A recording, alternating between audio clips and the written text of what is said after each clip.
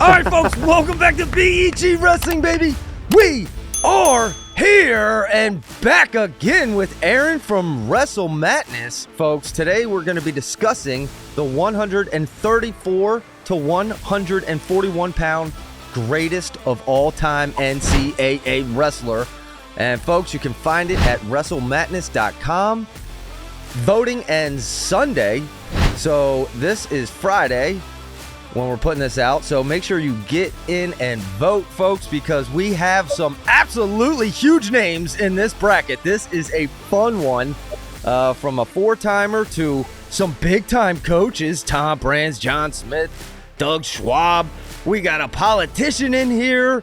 We got Jim Gibbons in here, folks. There are huge names. This is a fun one. This is an absolutely fun one, so I want to welcome Aaron from WrestleMATNESS, and we also have Kevin here. So, Aaron, welcome to the show. How you doing? Thanks, Zach. I'm doing great. Yeah, I'm really excited about this bracket. Excited about all the great wrestling that's going on out there right now, too, currently. So we've been having a lot of fun with the pick'ems and the weekly war picks and all the other fun events that you do in WrestleMATNESS. It's been fun competing against both of you. But, yeah. Ready to talk some 134, 141 GOAT. Well, let's do it. Kevin, how you doing? Good, man. Just getting over COVID for the third time. But I'm back to normal just about, so ready to roll. Ready to fire it up, folks. So we'll go around the horn here, and I'll quickly just intro each matchup here in the first round, and then we'll go to Aaron and Kevin and just kind of go down the line. But here, starting first, we have number 1 Logan Stieber up against number 32 Pat New. And Logan Stieber, obviously the only four-time champ in this bracket. And this specific year, he won the Dan Hodge Trophy and the Most Outstanding Wrestler Award, along with Most Dominant. And you know the accolades, but Pat New, 136-32 career record. And interesting fact here about him, entered this tournament in 77 unseeded when he went on to win the championship. But, folks, obviously I'm going Stieber here. But, Aaron, what are your thoughts? Yeah, it's going to be tough for New. Coming against the 1 seed right off the bat, I'd have to go Stieber as well. But, yeah, just like New in real life, in 77, major underdog. But maybe he can pull that upset. I don't know. We'll see how the voters feel about that. There's here. It would be that one. Kevin, what are your thoughts? Yeah, same. That's pretty crazy. There's not a lot of guys that are unseeded that actually went on to win a title, so that's impressive. But the run stops here. The run stops here. So, all right, 3 for 3 Stieber here. That takes us to the next matchup. This is an interesting one. Number 17, Kenny Mallerie up against number 16, Sean O'Day. Now, Kenny Mallerie, check this out. 4-time NCAA champ. Now, 3 of those were in D3. 1 was in D1. The season we're talking about here of him, because, folks, we're only using one season at a time, was the season he won the D1 championship. But how about this? He won that D1 championship 1 week after winning a D3 championship and was 38-0 that season. So 2 national championships in 1 season for Kenny Mallerie there, going up against Sean O'Day, a 3-time AA'er, got second in 88 and 7th in 87. But folks, those Kenny Mallerie stats just kind of blew my mind. I'm definitely going Kenny Mallerie here, and I guess it would technically be an upset. Aaron, your thoughts? Yeah, this one was a fun one to research for the write-ups, and I learned that Kenny Mallerie released or unleashed, I guess would be the correct way to put it, a spinning single in that tournament, which caught all these D1 wrestlers off guard. They had never seen it. And that's what really led him to that championship in 78, I believe. Yeah. And, but I got to go Sean O'Day. He's an Edinburgh boy. When I came into Edinburgh, he was legendary because he was their first D1 national champion. So I feel like O'Day, I'm gonna coach him up and tell him about that spinning single. Oh my goodness! How about that for some insight? Wow, that's interesting, Aaron. Kevin, you got to break the tie here. Yeah, I'm going Mallerie just based on Montclair State was something else, and Mallerie, think about what it takes to go into winning a, any NCAA tournament, whether it's one, two, or three, and then like you said, to go a week later and do it all over again. Um, it's unbelievable these guys that actually were able to do this. It blows my mind. They are to me they're just the toughest of the tough. To be able to do that, it's unbelievable. How about the I kind of wish we could see it again sometimes. I don't think it would ever happen again, but it would be fun to see. I was going to say, how about the contrast to the culture in today's wrestling, where we can't get only a couple matches out of them, and this kid Yeah. was out there wrestling 2 tournaments and winning them both. So, all right, we break the tie there with Kevin and Mallerie, but that takes us to the next matchup. Number 9, Nick Lee, up against number 24, Clark Anderson. And we're all familiar with Nick Lee, 2-time champ, 4-time AA, 116-13 career record at Penn State. But Clark Anderson, 3-time AA, and interestingly enough, was had a 44 straight match win streak at one point. But I think the choice here is pretty obvious. I'm going Nick Lee. Aaron? Yeah, me too. Yes, sir. Yeah. Maybe Yeah, some recency bias. I don't know. Kevin? Yeah, same here. I think Clark Anderson was actually an Olean guy too, from upstate New York. But Nick Lee, man, Nick Lee was never anything fancy or showy, but he just got the job done. He was very fundamentally sound, still is, and you can't make mistakes against him. And he makes very talented guys look not so talented. So I'm going to go Nick Lee. All right, we're all going Nick Lee, and he's an interesting guy to watch in this bracket because a lot of Penn State fans, a lot of Penn State voters likely in this. So we'll see how far Nick Lee can make it. But it does take us to the next matchup. Number 25, Cliff Moore, up against number 8, Dean Heel. Dean Heel's a beast, but Cliff Moore, a 3-time AA'er, 109-24 career record, only had 6 pins in this season, though, going up against Dean Heel. This season, I believe, was his 2nd straight title, and the following year, when he was going for his 3rd, I believe, was the season he lost to Yanni. But Dean Heel was a beast. I'm going Dean Heel in this matchup. Aaron? Yeah, Hale was crazy on top. I think he's going to dominate that position in this matchup. So strong, just such a good scrambler. And that undefeated season, that always holds a lot of weight for me when I'm picking these matchups. So I'm going Hale. Kevin? Yeah, I'm picking Dean Heil. Too. However, it's so weird with Dean Heil. There are a couple things, like he was the man when Yanni was coming into his freshman year. I mean, that's who Yanni had circled, and not for nothing, but Dean Heil turned it on at NCAAs. He had a horrible senior season, really, but at NCAAs he turned it on and Yanni beat him when he was able to, when he tore the ligament in his knee that match. But Dean Heil actually is the one that they really made that danger rule over, because Dean Heil used to just lay on his back with guys, and he would lay on his back forever. And he is responsible, I believe, for that danger rule. And I believe that really limited what he could do, having that danger rule in there. But I'm going to go Dean Heil. Like I said, undefeated season definitely is an impressive thing. So, yeah. Okay. Heil 3 for 3 there. That was fascinating, Kevin. But does take us next matchup. We have number 5, Mike Frick, up against number 28, Kellen Russell. And Mike Frick, folks, I'm thinking 5 seed. Okay, 2-time champ and defeated 7 past or future NCAA champs at 5 different weights in his career. Finished with an 86-9 career record, 2-time most outstanding wrestler, and absolute dog.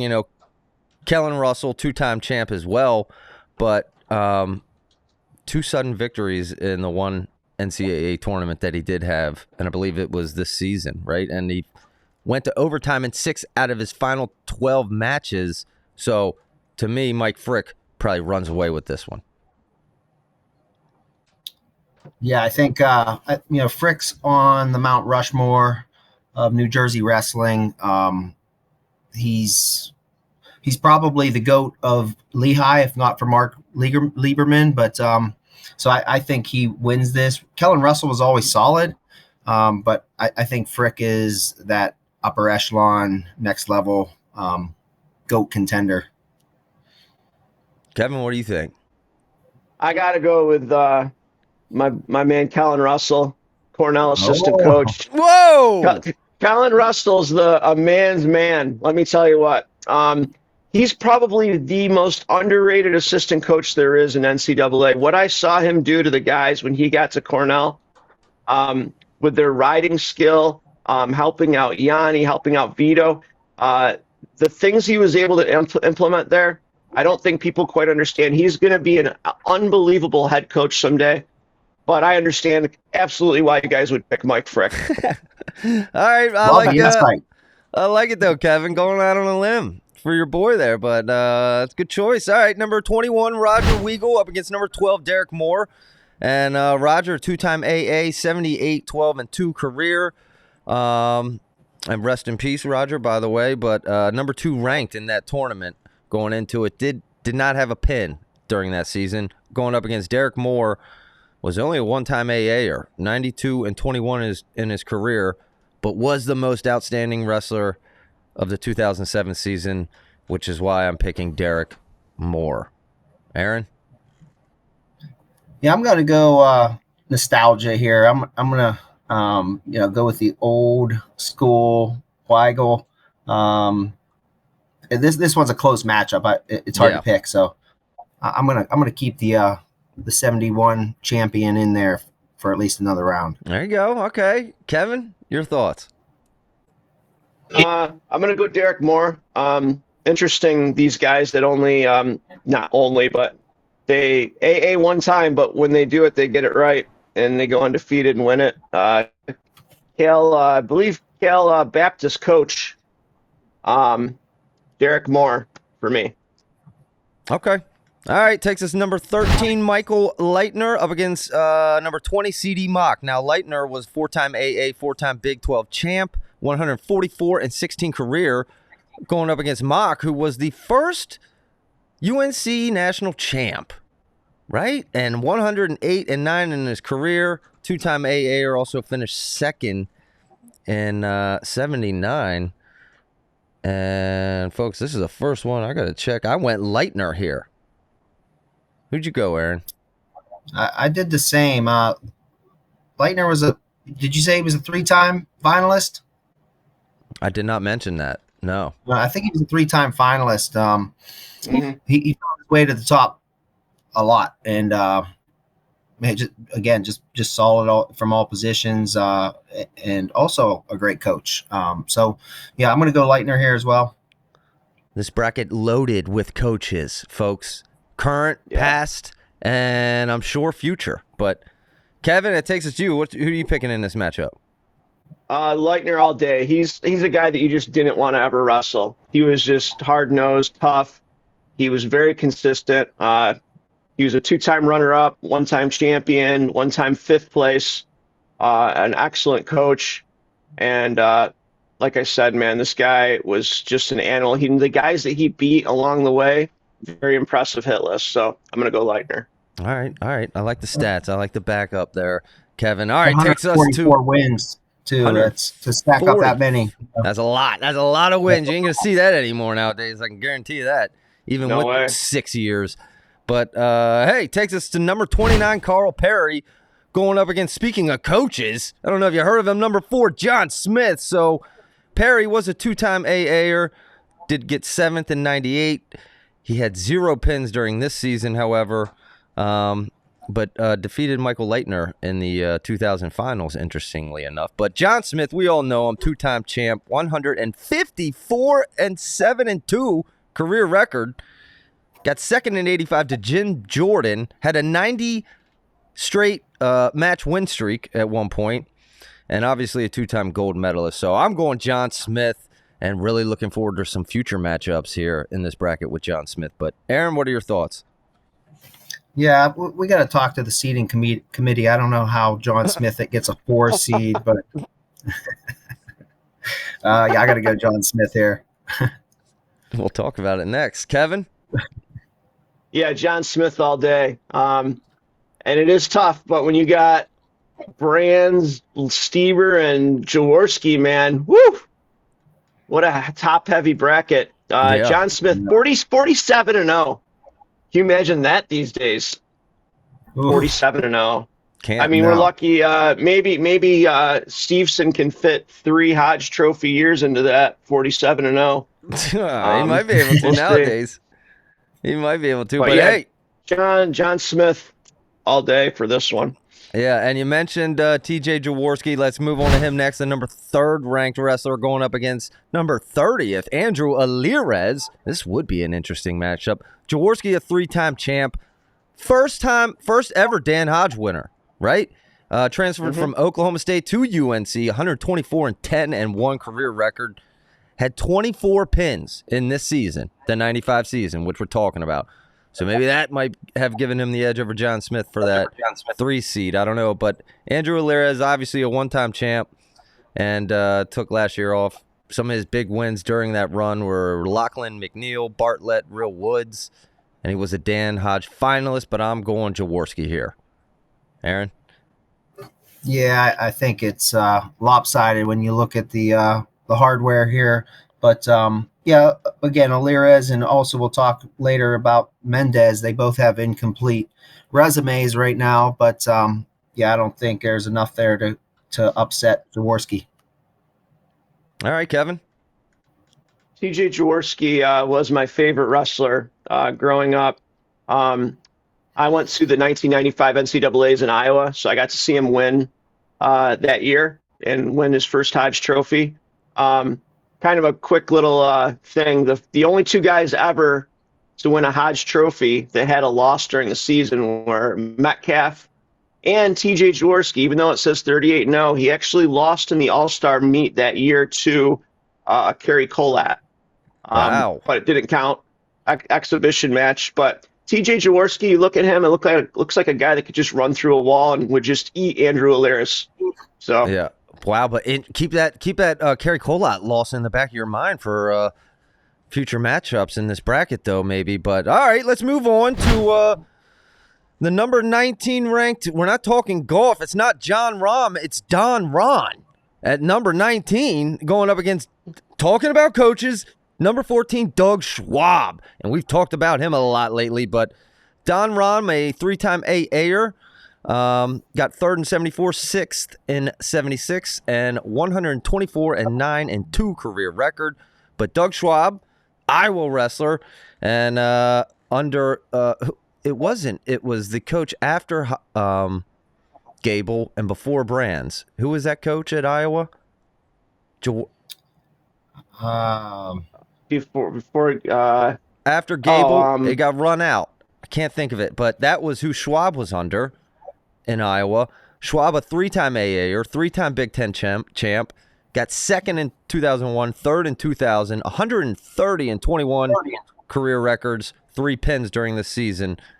I'm going with Doug Schwab in this matchup. This is a good matchup, though. Aaron, what are your thoughts?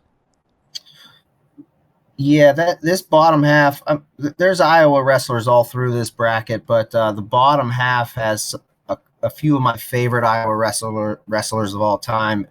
Don Roan used to do coaching clinics and Clarion wrestling camps when I was a little kid, and so he was kind of a local icon. But and he teammates with Chalice, so on and so forth. But yeah, I got to go Schwab here.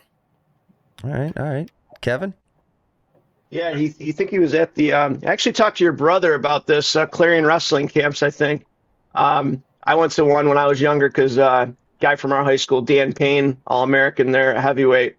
Yeah, and you're thinking of Zaleski, by the way, the coach from Iowa. Zaleski, yeah. But Doug Schwab is my favorite coach right now in the NCAA. I love this guy. I love everything he says. I love the way his guys wrestle. I love his enthusiasm. I love his old schoolness. He is my favorite wrestling coach right now. So I'm going Schwab. All right. I like it. And I like the reasoning, Kevin. So that takes Is us. it true that is it true the brand's called Schwab a wimp or something like that recently? Or Oh yeah, well, Worse than that, I think. I think it was Terry called him a big puss. Terry. Okay. So, Yeah. and that's intriguing because Tom's in this bracket. We'll talk about Yeah, it they here might shortly. end up But meeting. if they keep winning, they could have a matchup, and maybe we could relive this in a real life event. I'm sure they could both still get it on. But hey, let's move on. Number 11, we got Jay Jaggers up against number 22, Scott Lynch. Now, Jaggers, 3-time AA, 2-time champ. And the other one was a 7th in 2007, 105 and 32 career record. And during this year, he was the number 6 seed and defeated the number 1, number 2, and number 3 seeds on his way to this championship during that season, going up against Scott Lynch, a 3-time AA'er, and won during this season with a torn ACL, if you can believe that. And but hey, ultimately, I'm going to go Jaggers here, being the 2-timer and being that he ran through the top 3 seeds during that season. Aaron?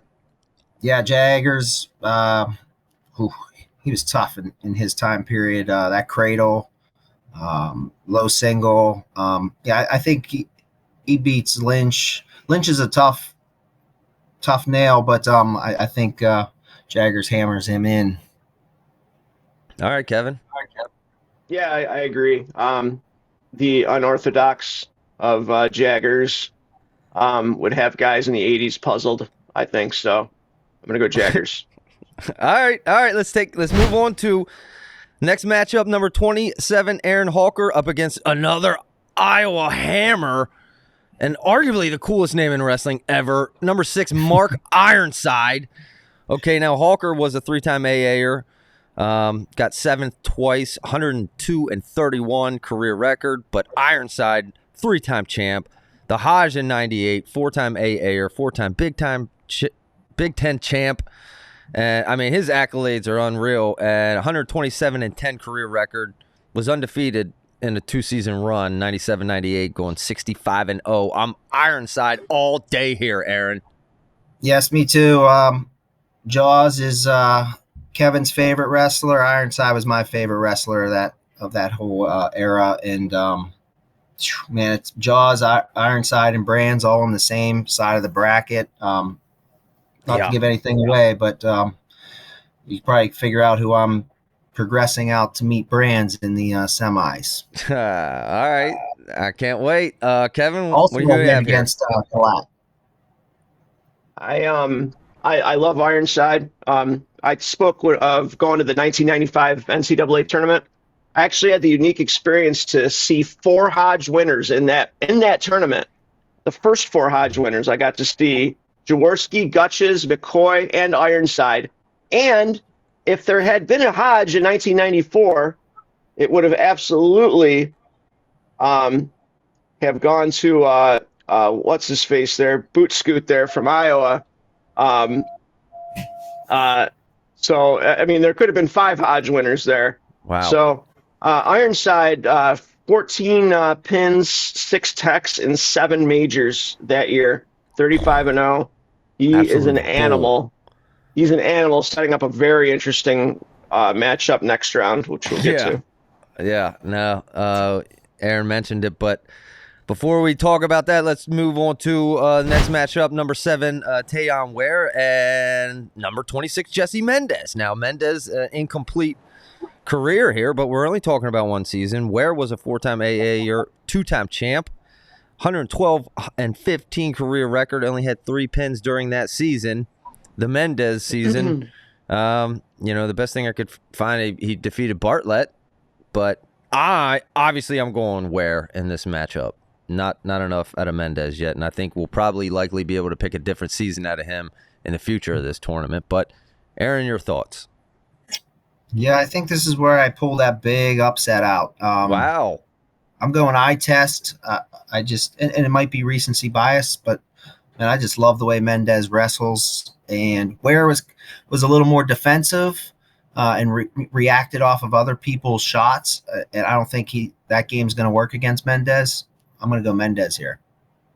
Okay, Kevin. I'm going Ware. With Ware, I get like the same kind of thing as Lightner, where just very consistent. Not a guy that you wanted to wrestle at NCAAs.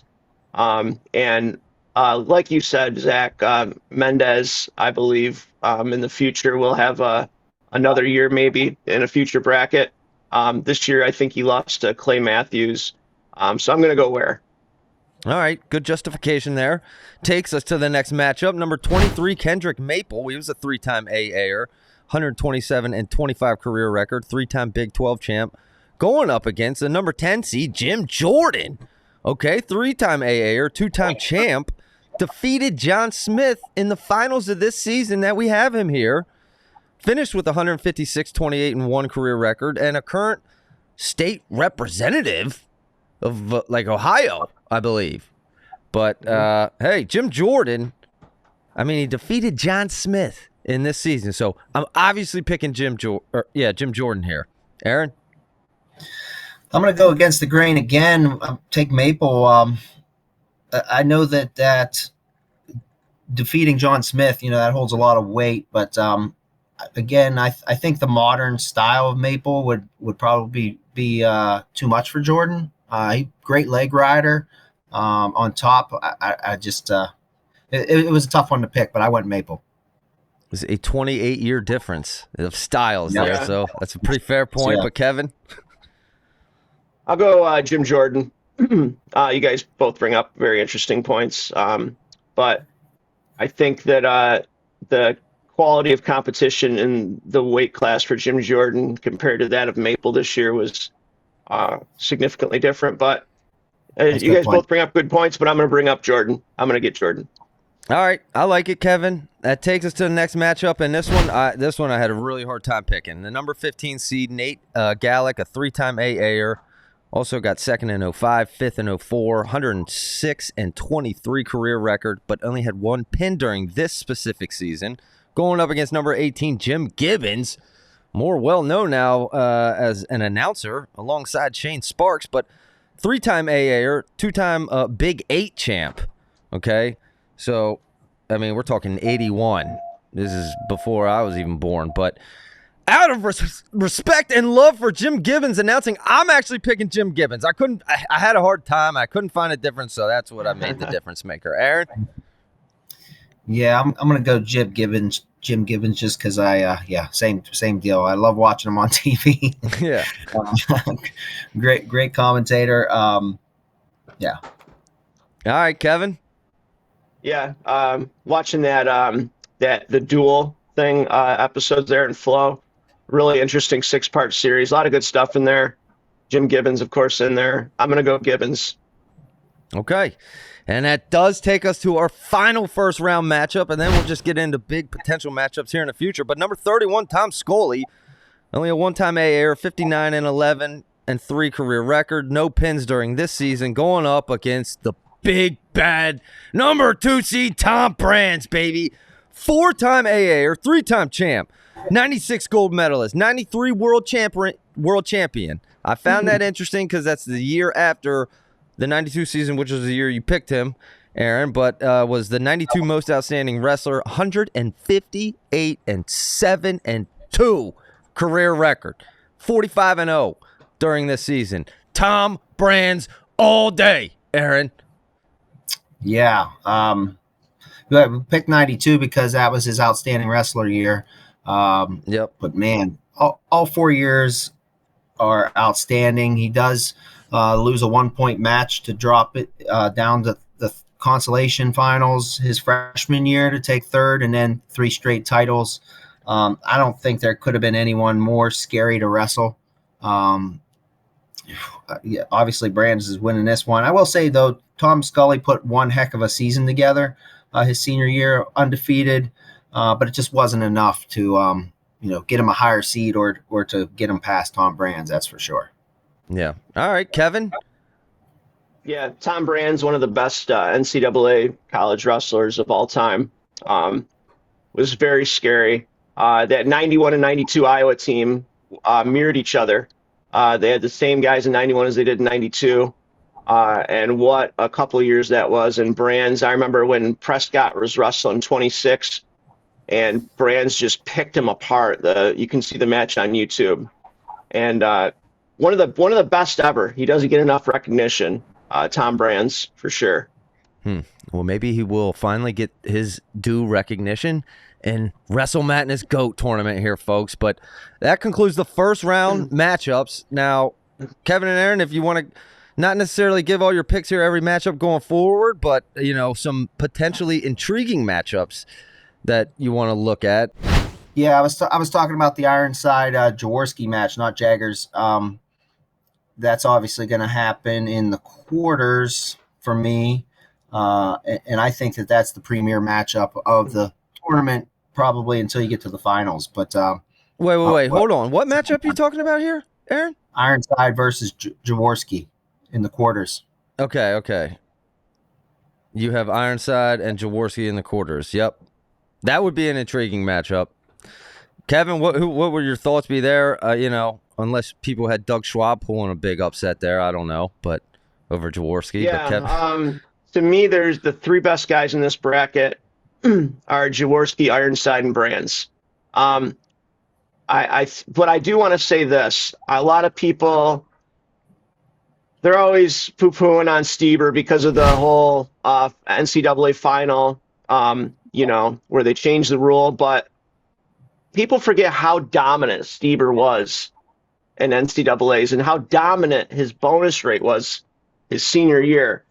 And I know he gets crapped on a lot, but really look into how dominant he was in his matches that year. It's pretty impressive. But I don't think out of all the WrestleMATNESS brackets, I don't know if you have a quarterfinal that's as heavy as a Jaworski Ironside, two Hodge winners. These guys never wrestled each other in folk style. They both wrestled Colat, but they never wrestled each other. But this match would be awesome. And it's one of those ones that you just wonder why it never happened and you wish it could happen. But like I said, Jaworski was one of my favorite. He made me want to go to UNC actually when I was young. So I'm going to go Jaworski, but which sets up an electric match next round too with Brands. Tom Brands and Jaworski. Yep. All right. So Kevin, you got Jaworski and Brands going up there against each other in the semifinals. I actually picked Ironside just because I'd love to see Mark Ironside and Tom Brands wrestle against each other. But you make a good case. On the top half, though, you know, a matchup leading to the semifinals that I thought would be very intriguing would be I had Mike Frick going through up against John Smith. Now, you say John Smith's going to win that. And ultimately, I did pick John Smith. However, Mike Frick, as you recalled earlier, was the dude who beat 7 past or future NCAA champions at 5 different weights. So let me tell you something. If there was someone who could knock off John Smith in this bracket early or in the quarters, it would be Mike Frick. But, you know, I do ultimately have Stieber and John Smith in the semis. And, Kevin, you had Jaworski and Brands in the semis. I don't know if you want to talk about top half, or Aaron, you want to mention maybe anything in your thoughts of going into the semis here? Yeah, I have Ironside versus Brands, Iowa on Iowa in the bottom half. I have Stieber against Smith in the semis on the top. Kevin, who's your top? I assume you got the same top, right? I got Stieber and Smith. Okay. And I actually have Stieber winning. You know, I know a lot of people got to understand this is John Smith in college, not John Smith in freestyle. They both are amazing, but that's why I got Stieber, because of his. He was a winner. Okay, now that's a great point, Kevin, because this is about their NCAA career, not their overall career. So to point that out, that's I appreciate that for the voters.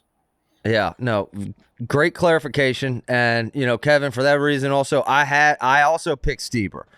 And I got to tell you, on the bottom half, how could I not pick Tom Brands to make the finals? But, you know, some people may not have that with Ironside and Jaworski down there as well. But you guys don't have to reveal your champion, but I do.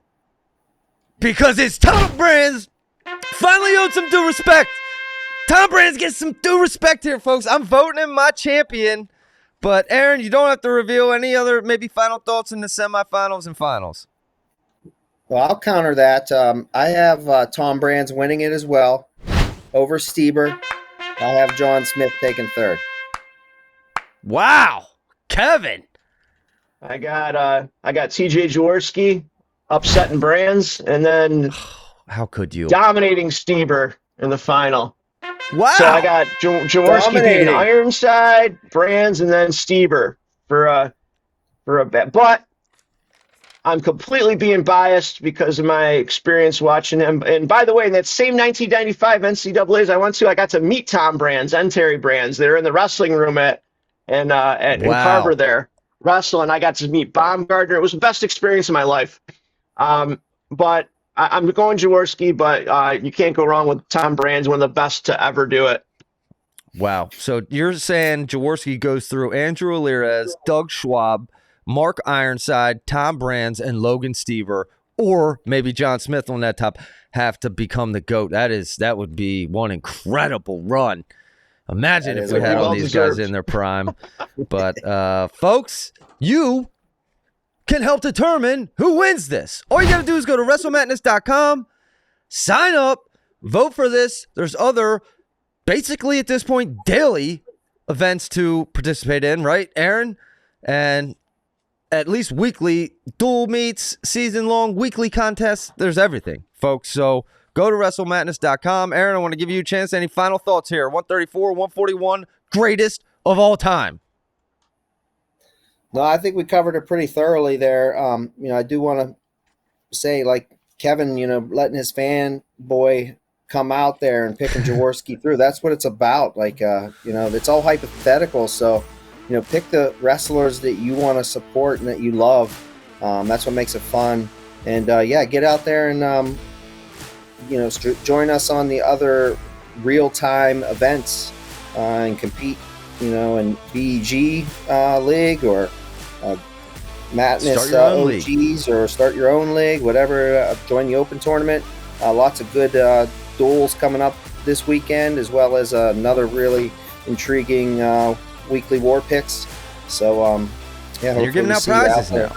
You're even giving out prizes now, folks. And you mentioned about fan support. I'm interested to see how far Nick Lee goes in this bracket. At the 9 seed here, I think he could go farther than some people expect. But Kevin, also thank you for joining us. Your final thoughts. If you guys haven't gotten into Wrestle Madness, what are you waiting for? This is the hottest thing in wrestling right now. It's making it a great thing even better, the sport of wrestling. These guys, what they're doing is fantastic. We're so happy to even be a part of it. Get on there and do it. If you have any questions, let me know. On another note, guys, we're halfway through the rankings. I almost got them done. Hey, let's go. But get on Wrestle Madness. Get on Wrestle Madness. Get it done. You won't regret it. It'll be fun. Couldn't have said it better myself, Kevin. Go to WrestleMatness.com. It's fantasy and wrestling. It's fun.